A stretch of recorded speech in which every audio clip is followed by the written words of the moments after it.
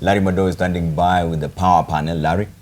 All right, many thanks. And let me bring out my panel one more time. Miguna Miguna is here with me, Joy Mdivo, Joseph Simekha, and Charles Kanjama. Also joining me now from our NTV Kisumu studio is Dr. Charles Nyambuga. He's a senior lecturer at Madowo University. Thank you so much for being with us this evening, Dr. Nyambuga. And from NTV Eldoret, Dr. Masibo Lumala, senior lecturer at Madowo University. I want to start with you, Dr. Masibo, because you didn't get a chance to put your word in the last hour. Your reaction to this ruling by the Supreme Court, and specifically President Kenyatta saying that the decision of 6 people should not decide the fate of the entire country.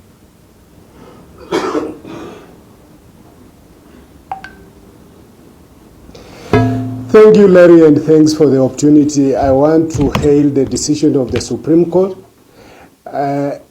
Like every Kenyan, I think this was very unprecedented. And we are in a situation where we are in the international limelight as a result of this decision by the Supreme Court judges. Obviously, this decision has far-reaching ramifications on the country, and I can imagine the reaction that has come from both sides of the divide. Starting with NASA, of course, they were all celebrating.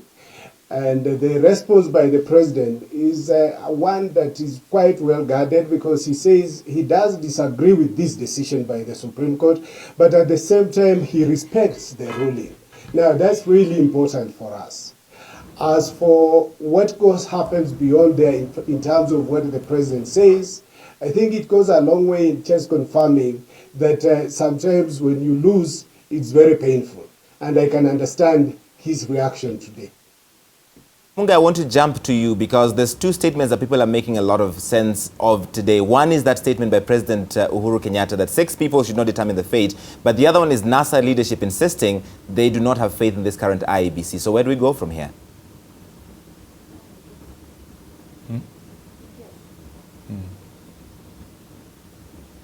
I think, in my opinion, you know, the Supreme Court was ruling on 2 things. It ruled on the technicality and the administrative reasons of running this election. Okay. And from where we sit, we all know that the Chief Justice mentioned 2 things: irregularities and illegalities. Yes.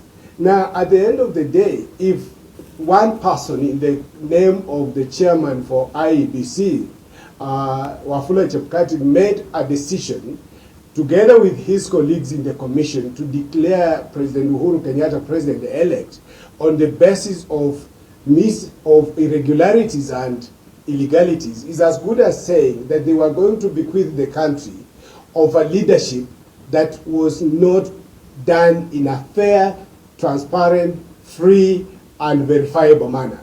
And so on that basis, you could still flip over and say, here are 6 judges, originally 7, who have gone out of their way, and 4 of them felt like that this process was not fair, this process was not verifiable, and it's on that basis that they made the decision. And again, remember, this country is governed by the Constitution and the rule of law. This is the mandate given to the 6 persons, and so they had no choice but to be able to make a decision based on the law and based on the evidence that had been provided by the petitioner.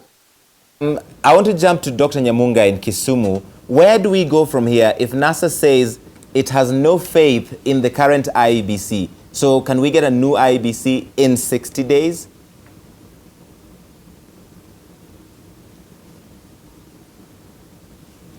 Well, it will be a challenge to do that within that time, but the law is critical, that it's important, and we must have a fair election. Already a number of those who are at the IEBC have been found to be culpable because the ruling is definitely there in black and white that IEBC did not do a free and fair election, that a lot of irregularities were in this particular election. As a result, it will be unfair for the same people to conduct an election. All right, I'll come back to both of you in a moment. I want to get, Miguna, your reaction now to what NASA is already saying. They have no faith in the current IEBC. In fact, they're calling for criminal prosecution of Ezra Chiloba and a bunch of other officials in the Secretariat. Yes, but I wanted to, before we went for the break, I wanted to talk about the president's statement. Yes, sir. Some 6 people. About 6 people. You know, it is sad because I believe that the president started well and then spoiled it. He should have, first of all, the president should have been speaking as the president of the Republic of Kenya, not as the leader of Jubilee, because he spoke from State House. So his statements from State House should be very well measured, balanced, and meant to unite the country. And he didn't do that. Secondly, these are not 6 people. This is the Supreme Court. So when a court makes a decision, even if it is a court sitting as one person, that is the court. So the court has spoken as the institution. We want a country governed by the rule of law and the tenets of the Constitution. So once a court has spoken, you don't quibble with it. Then you asked me about the Carter Center statement. I will get to the Carter Center statement. Let me stay on the president's statement because Kipchumba Murkomen, the senator for Elgeyo Marakwet, took it even further. Yes. He called this a kangaroo court. He's a lawyer. Well, you see, let me comment first of all on what you asked about NASA saying that these people should not... I'm asking one question, you want to comment on something else? No, because you asked me 2 questions. Yes. You asked me first of all NASA together with the president, and now I'm going to NASA before I get to Kipchunga. Because Kipchunga, in terms of hierarchy, I would not want to respond to him first. So let me respond to what NASA said with respect to the IBC. There's a pecking of a response. Go for it. Yes. To tell you the truth, I was disappointed by the decision of the court because it fell short of calling for the prosecution of the IBC chairperson and the officials, because he found that they committed electoral offenses. And these are serious electoral offenses. And they were called upon to make that declaration, and they didn't. So I believe that NASA is right to make that statement. The question now is, logistically, how do we proceed? I think those are details that we have to flesh out much later, and we can talk about those ones later. Regarding Murkomen, I don't think he understands what Banana Republic means. I don't think he does. He didn't say... He's using words. Right. You know, you call it a kangaroo court. Kangaroo court implies that it is a court in a banana republic. Kenya is not a banana republic unless he's confessing that he's one of the people who wanted to make it so.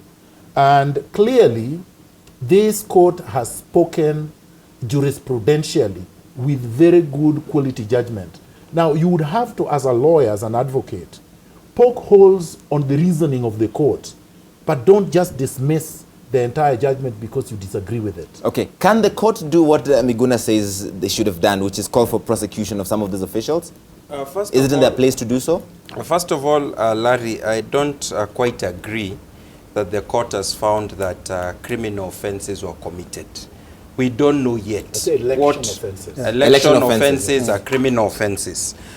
We don't know yet because the court has not yet given us the full judgment. What we know is that the court found that there were electoral irregularities. Whether those irregularities were deliberate or because of widespread incompetence, that one we have to wait for the decision to find out. But it is true that if the court had made a finding that there were electoral offenses, then it behoved the court to call for investigation and prosecution of those who may have committed those offenses. That was the decision of the Supreme Court in the case of Wetangula versus Kombo. That is the approach they followed. We know that there has been a change in the Elections Act and the Elections Offences Act in the way elections courts deal with matters of suspected criminal offenses. But I think I would like to caution Kenyans, including Miguna Miguna, that we are at a stage where we do not have the judgment of the court. We have the decision, it seems to be reasonable, but you can only tell after the judgment. Don't forget, Larry, that in 2013, the Supreme Court again was roundly criticized by several people for having given a verdict without the judgment. And when the judgment came, it was, to quote many commentators, underwhelming. So we have to wait for the judgment to ensure that it will not also be underwhelming, and the court will be able to identify those very material variations from the electoral law and the constitution that justified overturning the results. Just 1 second. Really quickly, because I want to get Joe in. Said they failed or refused to. Refused to is a deliberate act. So the court was very clear. They refused to uphold the tenets of the Constitution and adhere to the principles of the rule of law. It's an either or. You're an advocate, Joy. Is that how you read it? Because they said neglected or. Yes, and that's why Charles is making the point.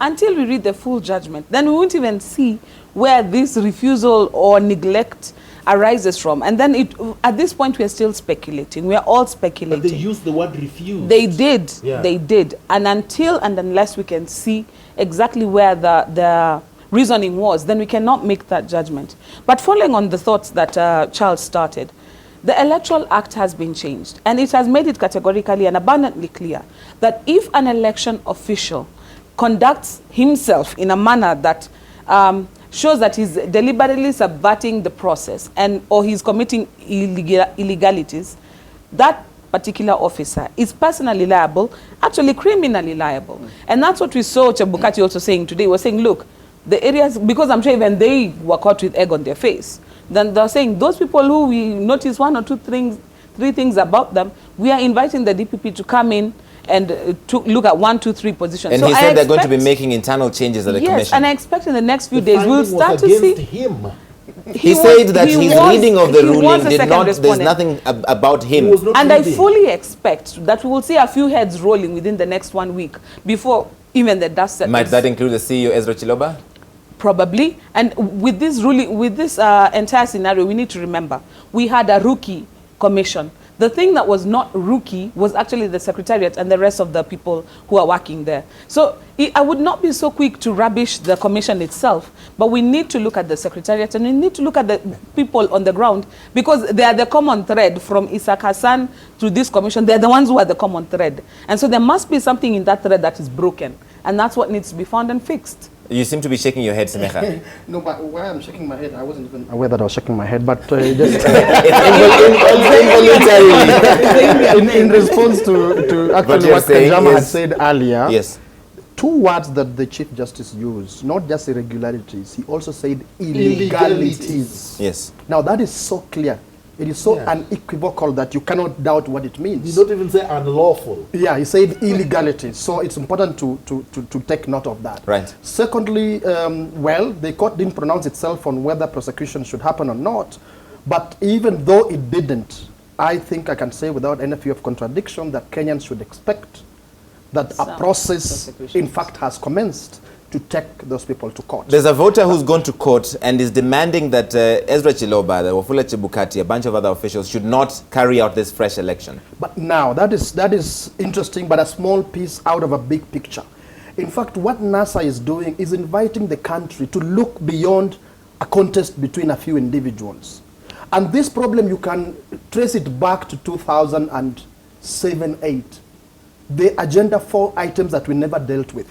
It goes that deep. We fail to deal with this, and therefore people grab power, and because of what they've committed, they want again to continue to entrench themselves in power. Whereas if we solve these problems, if we faced our ugly past as a nation, it won't be too difficult to countenance Raila Odinga or a Luo, a Luya, or a Taita Taveta in the office of the president. We won't. What would we be afraid of? People are afraid because they know that there are too many things under the carpet that we as a nation have not confronted. So now listen, when this period of 60 days, people are worrying that NASA is saying that, you know, we don't have trust in the IEBC. NASA is calling for criminal prosecution. Not only that, NASA in fact is saying that this problem is fundamentally a political problem. The legal bit was... So NASA agrees with Ahmed Nasser that this decision was a political decision? No. Don't put words in my mouth. The problem is a political problem. What is precisely? He was mosquitoes just because they appear in court. So let me. He was cancelled. Listen, legal mosquito. Gentlemen, listen to He my was argument. cancelled for one of the major Listen to respondents my in this argument. case. I'm calling you to order also, Larry. Yes, sir. Go for it, Joseph. This is a big political problem whose solution cannot be just an election in 60 days. So let us not confine ourselves to the stricture, even though there are strictures of law. We are inviting the nation to look beyond that, beyond a mere contest between a few individuals, and say what is wrong, what makes us find ourselves where we are, so that it doesn't have to be that we must rush again and hold election in 60 days because the Constitution says so. Okay. There are things as a nation we must look back and see, will it serve this nation? Is there a different way, an option of going about this, or we must say, because our law says this, then that's what we must do. That is the invitation NASA is making to the nation to consider. I think, Larry, I'm getting a bit concerned. And I'm getting concerned because you have, on one hand, support for decisions of the court, which are based on interpretation of the Constitution, reference to the Constitution as a supreme law. And then, on the other hand, are the same people, several of them, who seem to be supporting the court decision, are with the second hand attacking key constitutional principles, processes, and institutions. And I think it is worrying.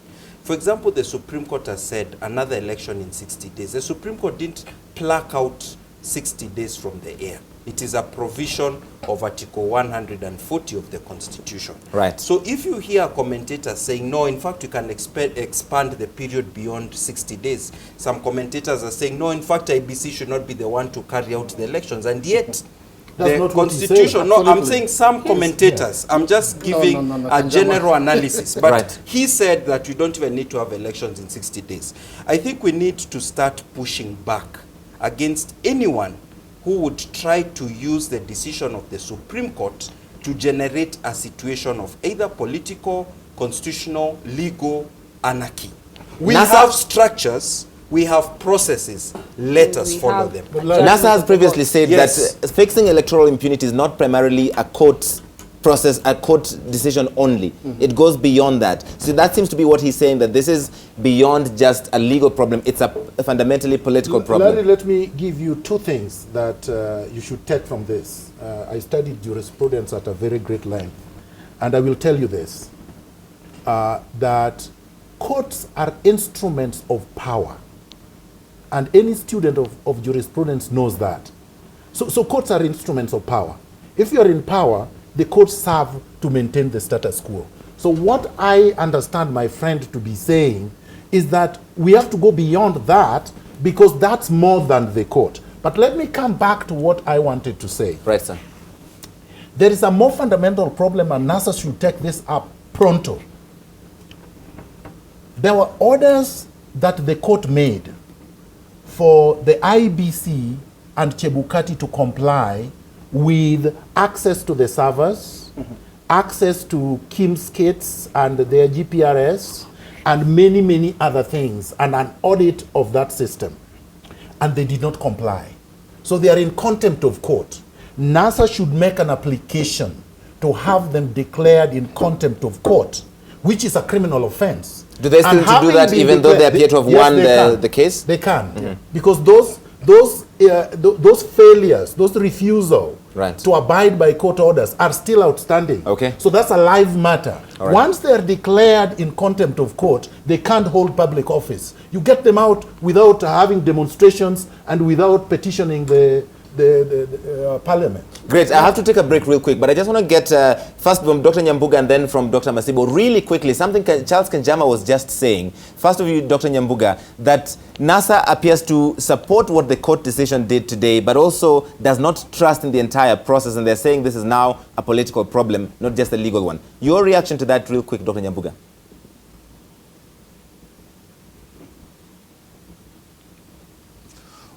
Well, definitely this is, there are political aspects to this, because it's a political question. But there are legal dimensions which must be tackled critically and upfront. it is important that political problems be tackled from the political frontier. But respect for our institutions, that is the critical institutions that we have in the country, is paramount. The issue of calling the Supreme Court just 6 people, a decision of 6 people, when it goes against you, I think that is not right. We must respect our institutions, especially for those who uphold to defend the Constitution of the Republic of Kenya. It becomes a laughing matter if you uphold to defend the Constitution of the Republic of Kenya and you yourself start calling people 6 people. I think that is not right. Larry. Them Wakora. President Kenyatta in the Bama market today called them Wakora. I want to get your reaction to that, referring to the Supreme Court judges as Wakora.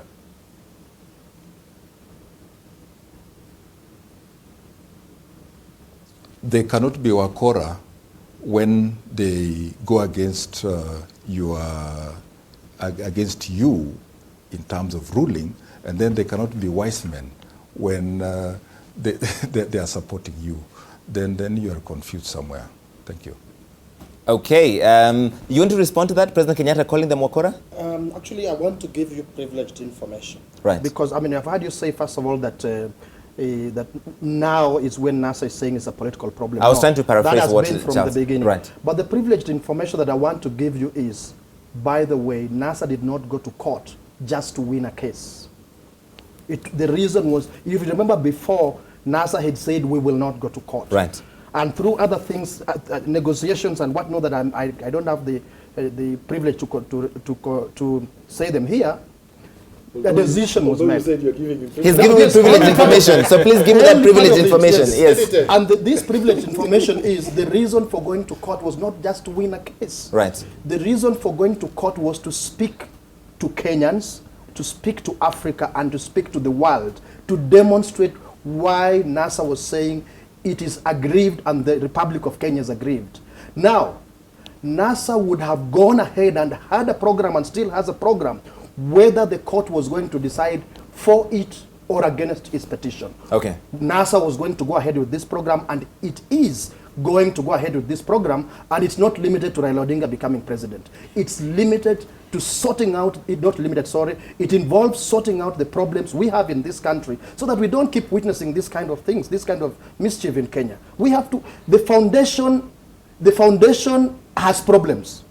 We have to undo it and redo it, fix it, so that again, never again do we have this kind of problem. I see Joy and Kanjama both want to jump in, but I have to take a break real quick. So if you can take it both in 10 seconds, just rebut what he just said. It's not really a rebuttal. I just want to point out that we are all saying the same thing, but in different languages. Nobody disputes that there is a problem with the Kenyan institutions. And I opine that one thing that we must settle is that we're going to have an election in the next 60 days, and it's only the IEBC constitutionally mandated to carry on that election. But moving forward, the questions that Joseph is bringing up, this is as a direct result of the assault that we have seen by the political class on Chapter 6 and integrity issues. I mean, we're the only country in the world who purport to be fighting corruption, and yet when people are charged with corruption offenses, we have to wait until all the appeals are exhausted. Right. We need to go back to the basics. If we are going to be held accountable, to be subject to the rule of law, let us respect it and let the political class stop shooting itself and ourselves in the foot by subverting our values, by claiming to sustain their own political interests. Charles, I want you to get in here before we take a break. Larry, I think you mischaracterized what I said. I apologize. I was just trying to paraphrase. There is a legal problem which has been identified by the Supreme Court. The solution to the legal problem is a legal one. There is a political problem that NASA is alluding to, and the solution to political problem is political. There may be an economic, socio-economic, and all other kinds of problems. But I think right now we are focusing on the legal issue, the legal decisions of the court. And let me say this before we take a break. It is very important that Kenyans try to develop an element of objectivity, the ability to criticize each side roundly when they make a mistake. So, for example, on the issue of pressure to the court calling judges wakora, saying that the court has to redeem itself. There is enough criticism to go round to the two political alignments. You remember the statements that were issued by former Prime Minister Raila Odinga. Uhuru has had his fair share. I think the problem is you find that there's one class of Kenyans who always jump up and criticize statements of Uhuru, and another class who jump up and criticize statements of Raila. And you find hardly you get the same person who's able to apply the same standard objectively to both sides. Yeah. And that's Okay. what we need to Except have Miguna. here. Trust Miguna to toot his own horn. I'm still sitting here with my panel, Miguna Miguna, Mdivo, Joseph Simekha, Charles Kanjama, also Dr. Charles Nyambuga, and Dr. Masibo Lumala in Eldoret. In fact, I want to start with you, Dr. Lumala. Your reaction to first Jubilee MPs there, and even your governor was in Gishu saying now they're going to win with 3 million and above. So they're very confident that this is in the bag already.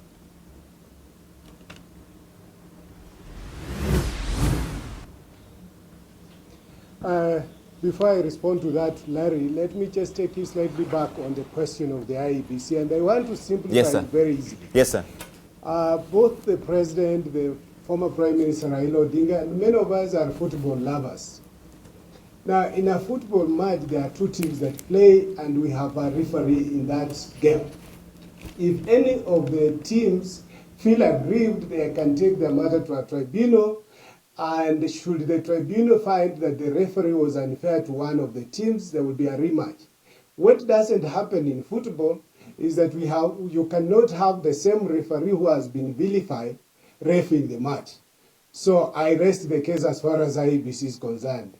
Now, on the celebration of Jubilee, on the confidence of Jubilee MPs, and I think the president alluded to it when he mentioned that they have a majority of MPs, Jubilee has a majority of governors, so there should be not a big problem. I'm really thinking perhaps Kithure Kindiki should be rethinking again, because you see, some of these MPs were really working hard campaigning for the president, basically to be able to have a chance to be elected.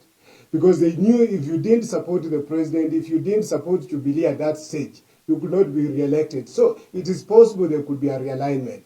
But again, like my governor here in Uasin Gishu says, yeah, the issue is that if the numbers are maintained, if there is no change, then we want to assume also whether the numbers that IEBC released were the correct ones, the 1.4 million we are talking about. But given the Supreme Court ruling, you can never even be sure now how many actual votes the president get, because we are told about 5 million votes were not validated, were not verified. So we do not know what the president actually got in terms of the votes. We do not know what Raila Odinga got as we speak today.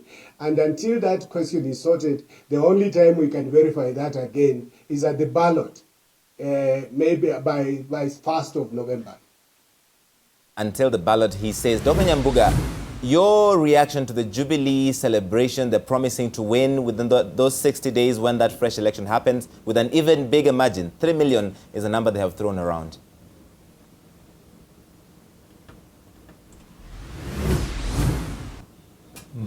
Thank you. Yeah, I've seen the celebrations in the Jubilee stronghold and comments to the effect that they're going to win even with a bigger margin. Well, that is expected. The country is definitely very, very, very divided. And if you talk to people on the other side of the divide, they will also say that they are going to win with an even bigger margin. That is expected.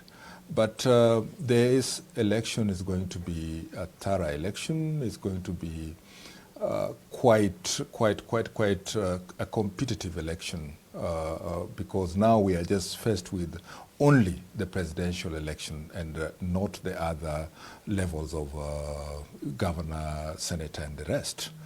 But I also want to quickly add something else, that you see, if the Supreme Court has found that there is a challenge with the process and with the conduct of the elections, this will definitely percolate to the lower levels.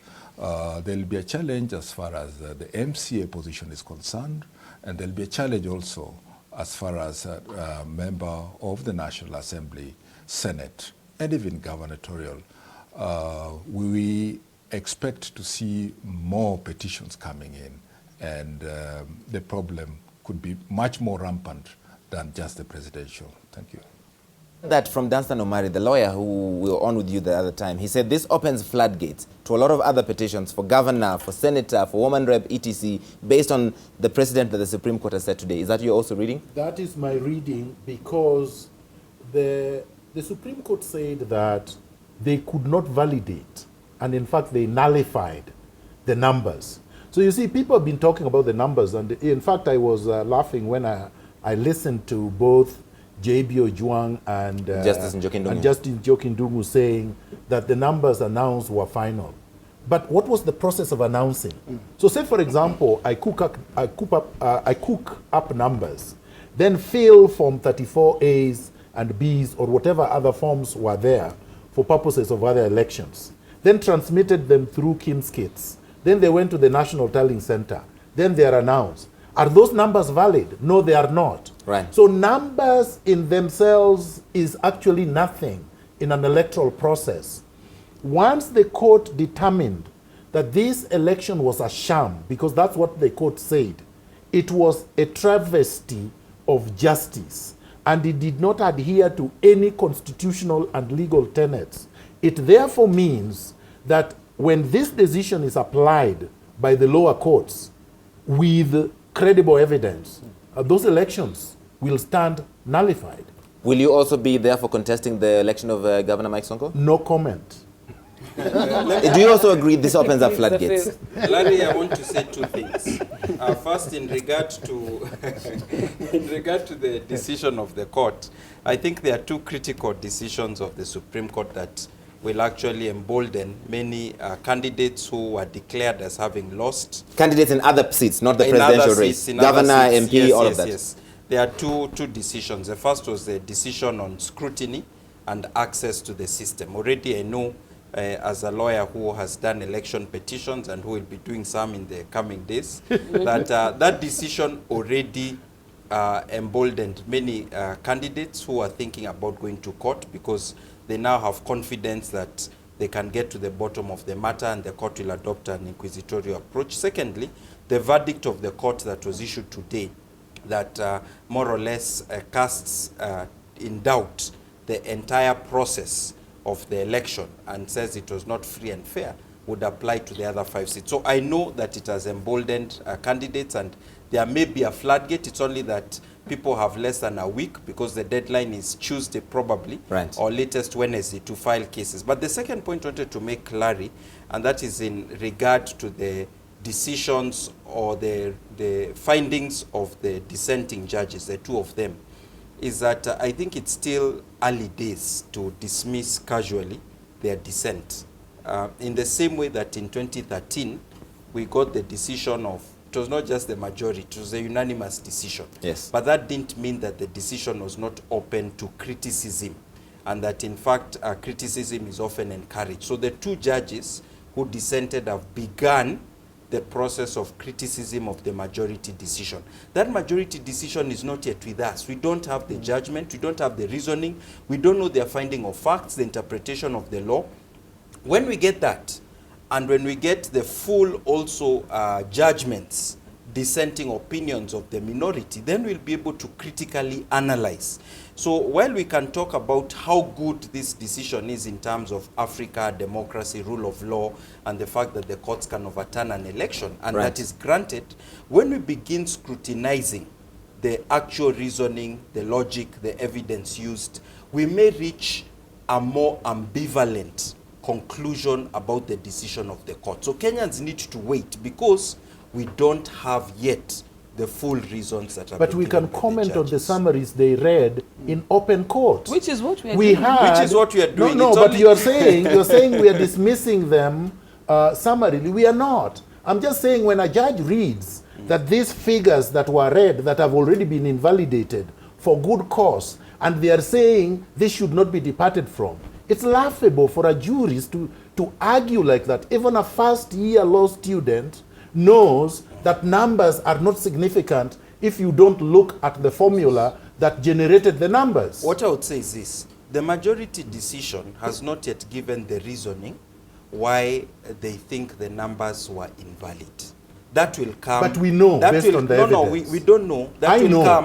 That will come in the substantive decision.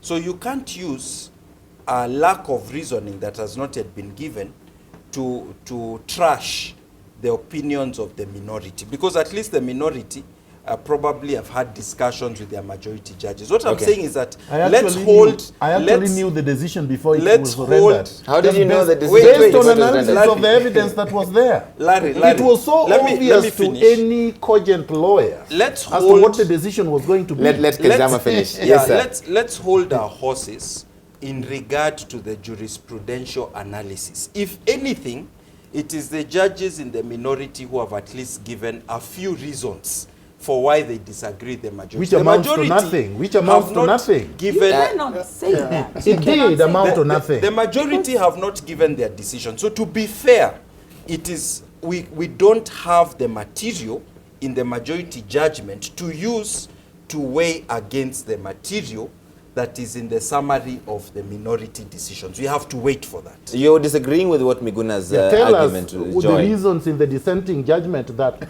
forms jurisprudential quality. Tell us. Give me 3. What Judge Joki and what Judge Ojwang said today was not only expressing what they felt was a minority position.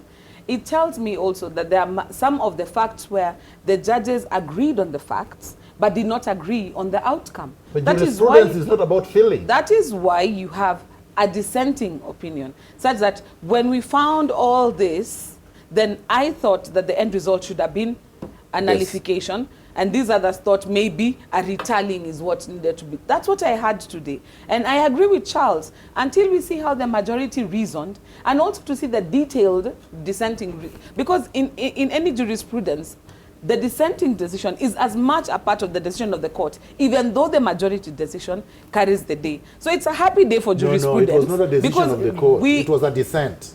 It was a dissent. Yeah. But when you're quoting, sometimes you rely on dissenting judgments to support your position. It depends on the principle, but there was no principle enunciated. Hindsight is 20/20. Tell me one legal principle these 2 dissenting judges read today.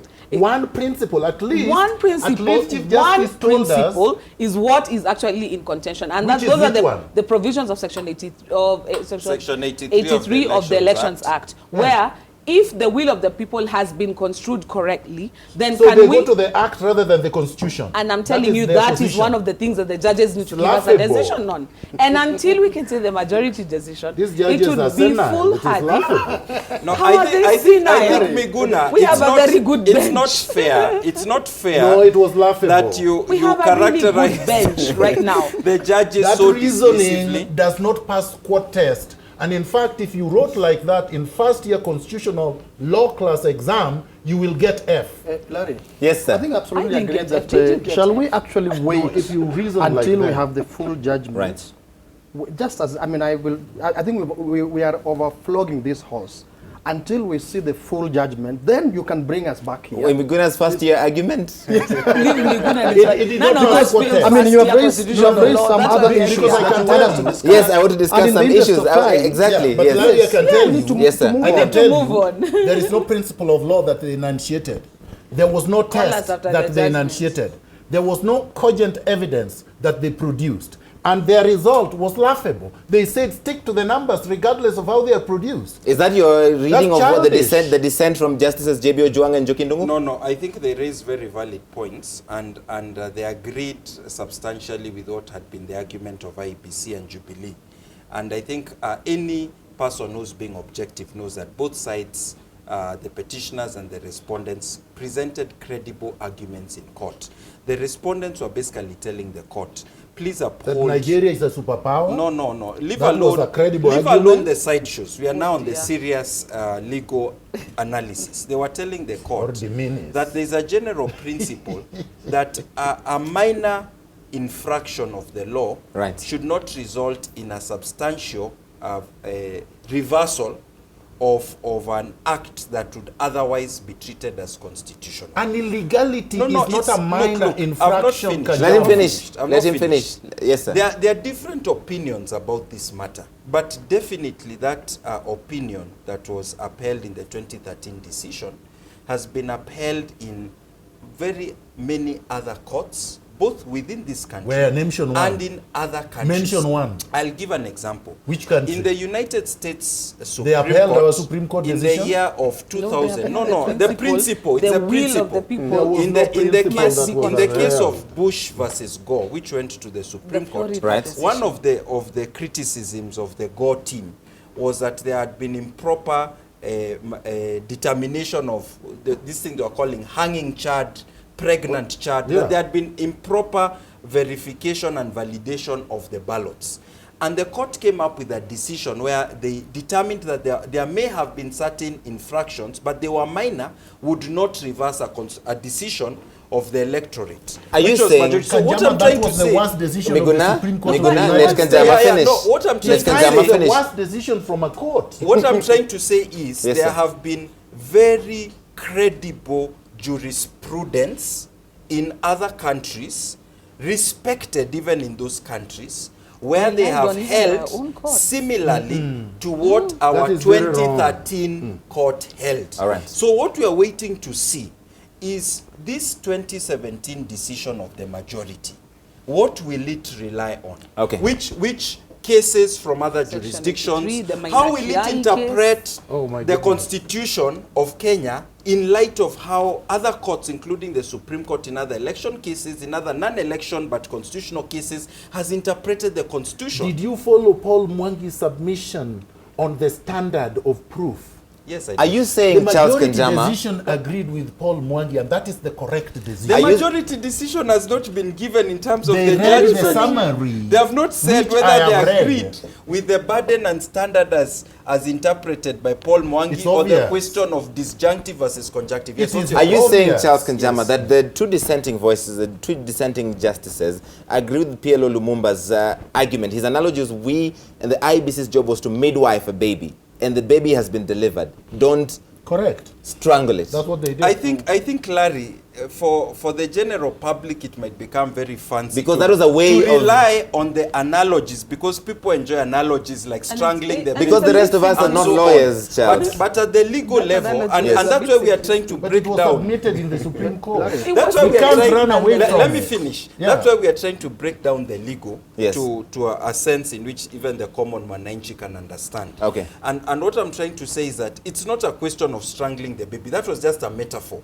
It is the concept behind the Latin maxim that he quoted, de minimis non curat lex, that Yes. the law does not concern itself with With small, trivialities. yes. And you can look at constitutional law, contract law, tort law, all kinds of law, and find how this principle has been applied across the board. In Right. Kenya, you can actually do a thesis on this question. And of course, there'll be competing views. What you're saying is that if you have a view that the Constitution should engage in the proportionality or balancing test, that also is a legitimate view. Great. Simekha, have the final word on this. In the case of a decision-making process and a critical as such like an election, Yes. I absolutely agree with that principle that the will of the people fundamentally should not be altered just because of technicalities or small infractions Should of not the be law. subverted. But thank you. But in this particular election,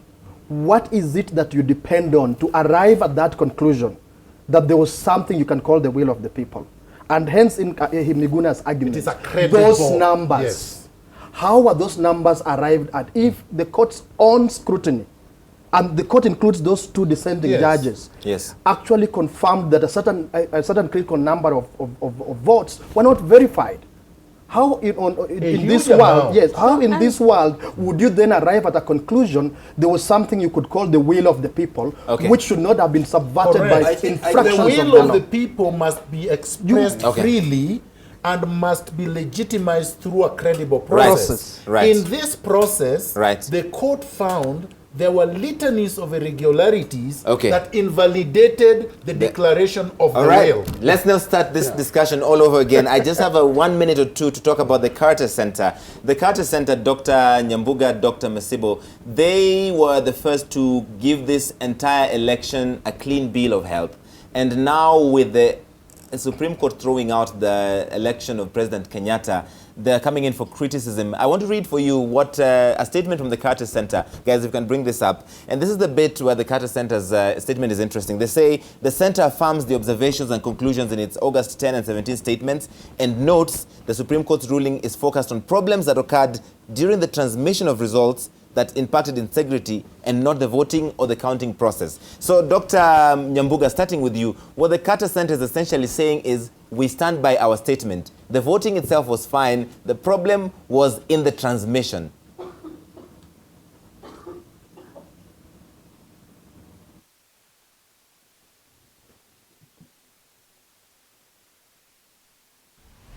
Famously talked about this entire process. And he said he did not see any dead people voting. They were satisfied with how the election had been carried out. And with the Supreme Court saying they were not satisfied, the Carter Center, many other observers are getting criticized. Dr. Masibo, I'll go to you first before we get back to Dr. Nyambuga. What is your reaction to the Carter Center's standing by their statement and therefore kind of absolving themselves of any blame after the Supreme Court disagreed with them? Right. I think just like majority of the observers, they looked at this process from the preparation to the election up to the actual election day from morning. And just like Jepkato was saying, it was fairly very peaceful. Every Kenyan was given an opportunity to participate in the electoral process. But I think it was rather preemptive and rather too early for the observers like the Carter Center to issue the statement they did on the second day of the elections, after the elections, because at the end of the day, an election is not complete until when the results have been released. So what was the hurry? The IEBC had 7 days within which they were to announce the president. And I thought an election, they should have been patient enough to wait. So on this one, I want to agree with most of the commentators, especially on social media, who have argued that in respect of the Kenyan election, I think the observers failed in trying to maintain the status quo, and probably it was their interest was more in terms of preventing violence and demonstrating that the process had been fair. So Kenya should accept and move on. They should not protest. And I think to that extent, the Supreme Court, then the finding of the Supreme Court today makes the observers look like they failed the Kenyan people and the international community in a proper assessment of what the election was all about and whether it was credible, free, verifiable, and therefore, to that extent, legal, and hence the results could be relied on. Okay, Dr. Nyambuga, your reaction to the observers ending up looking bad with the Supreme Court saying this process was marred with too many irregularities that it affected the outcome of the presidential election?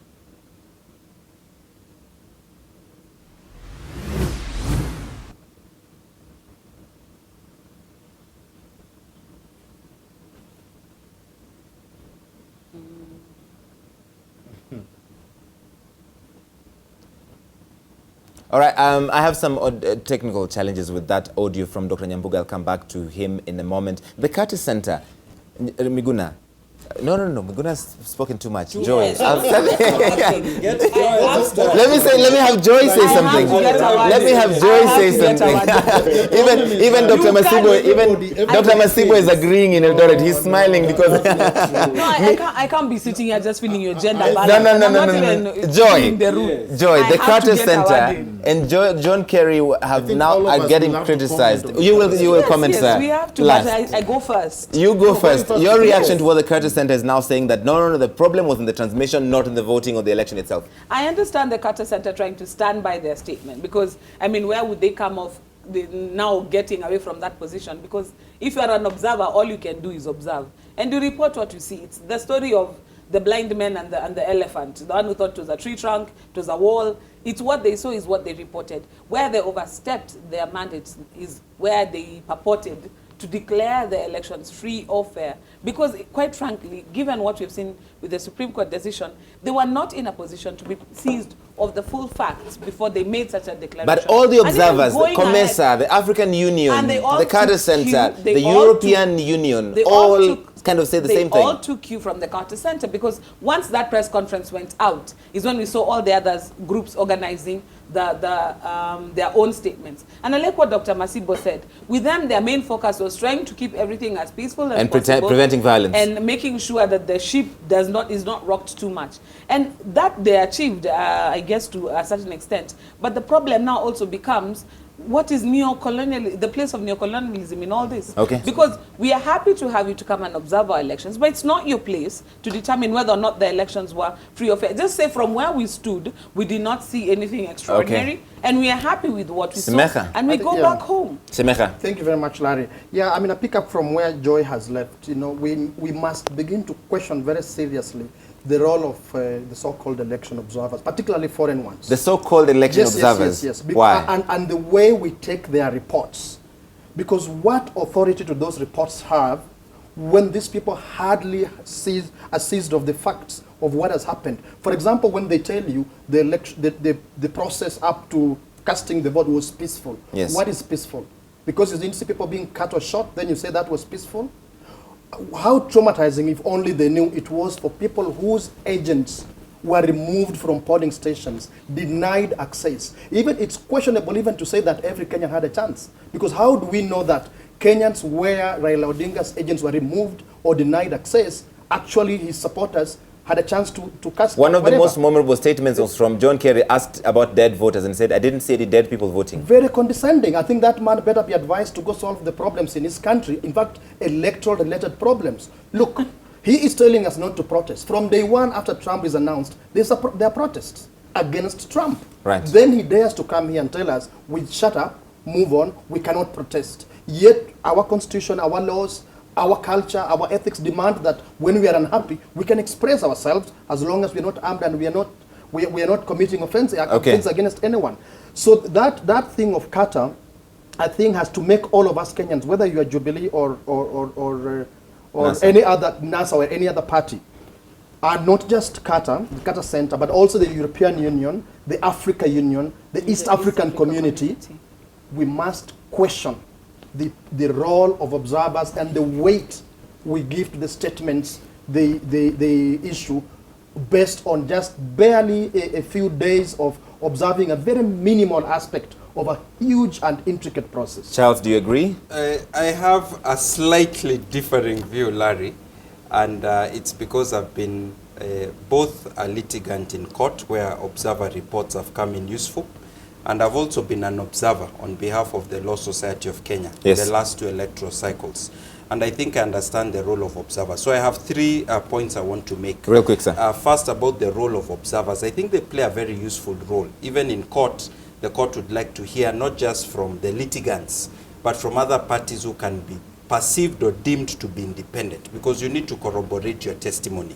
So there's need to have observers. What we need is to increase the diversity of the observers and the level of competence of the observers. So I think it's good to have observers. If all the observers are trending to one direction, then maybe you need to think, was there a challenge with increasing the diversity of observers? It's like opinion polls. Yes. If you criticize opinion pollsters because they're doing a bad job, the solution is not to eliminate opinion pollsters, is maybe to pass a law saying don't do opinion polls on the day of voting, is maybe to increase the diversity of opinion polls so that they become better. But it is an important part of the electoral ecosystem. Secondly, I want to say that we may misunderstand how international observers play their role and their importance. Don't forget that after an election is held in any country, you have the process where other countries start sending congratulatory messages and so on. And many of them have already congratulated President Kenyatta. Yes, and they have to do so on the basis of information they get, for example, from international observer missions, because they don't want to be precipitate. Also, don't forget that international observers have a modus operandi that involves 2 reports. They normally issue an interim report at the end of the day of voting. Yes. Because they determine that a big chunk of free and fair elections is the voting based on itself? what has happened before during the voting and the immediate counting. All right. And that has happened in previous electoral cycles. Maybe for those who've not been paying attention, they think this is the first time they've done so. But then normally they issue now the comprehensive or final report where they take into account what happened after the voting. All right. So I think the problem is that the interim reports, they assumed too much. They went beyond the actual voting, and they forgot that there are issues to do with transmission, which have become the new arena for elections to be rigged and so on. And finally, your thought on the observers, not like just Carter Center, but the others. Let me deal with the Carter Center and the other observers. Yes, Number sir. one, Larry, we had more than 41,000 polling stations in Kenya in the 2017. Well, 40,883. No, there were others. Including the other ones. There were others. There were 41 plus. Yes. I've looked at the numbers. 83 and others. And we had less than 20 observers from the Carter Center. Tell me how 20 people can observe 41,000 polling stations. So it is a joke, number one, because they couldn't. Humanly impossible. And I met the European Union observers. They told me that they had less than 40. I met them myself. And I told them, so how would you be able to observe elections even in Nairobi? They say, we will do it randomly, samples. Yes. So number one. Which is a scientific concept. No. This one is not scientific because what is the ratio? The ratio of 20 to 41,000 is what? All right. So it's not scientific, number one. So the result is invalid. Number two, they released a preliminary assessment, which was overboard, of course, on the 10th of August. Then they released this statement before they released their final report. Yes. So the question is this letter now, the one you have just read, their final report? Number three, and we know it is not. So what are they defending? Because they have not issued a final report. So why are they defending their preliminary report before their final report? Right. Number three, they have said that the Supreme Court found that the problem was only in transmission. Not in the voting. That is factually wrong. The Supreme Court, including transmission. And when the Supreme Court ordered audit on the servers, on the KIMS kits, and on the actual forms, Form 34As, ABC, and other things, they found that the IBC did not comply in many areas. So it's not just in the transmission. It is not just the transmission. Great. And the final point, finally, Miguna, what was being transmitted? You see, it's like they're talking as if, what is it that was being transmitted? So they're saying, if I cook up figures and transmit them incorrectly, the problem is only transmission, not in the cooking of figures. All right. And so they are fundamentally wrong. We have to leave it there. Thank you all so much for coming in. Oh, I see that. Wait, is that Dr. Nyambuga? That means Dr. Nyambuga can hear me, guys. If I can get a 10-second comment from you, Dr. Nyambuga, on the observers, giving this election a clean bill of health. All right, we have problems with that audio. I'm afraid we have to leave it there. Dr. Nyambuga, Dr. Masibo, Miguna, Joy, Simekha, and Charles, thank you so much for staying with us this evening and spending so much longer than we had anticipated. Thank you.